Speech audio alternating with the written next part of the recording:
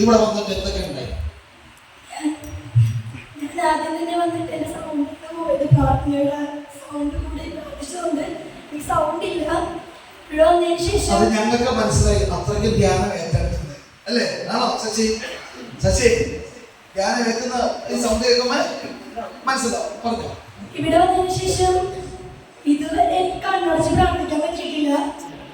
ഇപ്പൊ ഞാൻ കണ്ണടച്ച് പ്രാർത്ഥിക്കുന്നുണ്ട്. ഇന്നലെ മെരിഞ്ഞാന്ന് തന്നെ എനിക്ക് തിലകാഭിഷേകം ഉണ്ടായി എന്റെ കാലില്.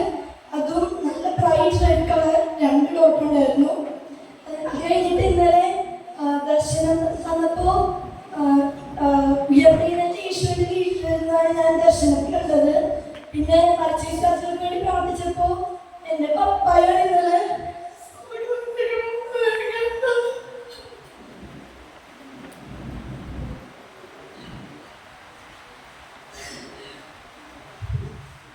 പപ്പ സ്വർഗത്തിലേക്ക് പോകുന്നത് കണ്ടായിരുന്നോ? കണ്ടു കൈയടിക്ക്.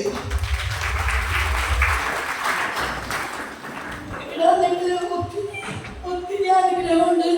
ഇവരെല്ലാവർക്കും ഇഷ്ടപ്പെട്ടോണ്ട് ഇനി ഇവിടെ ജോയിൻ ചെയ്യണമെന്നാണ് എല്ലാവരോട് പറഞ്ഞേക്കാൻ. അതുപോലെ ഞാൻ ജോയിൻ ചെയ്യുന്നുണ്ട്.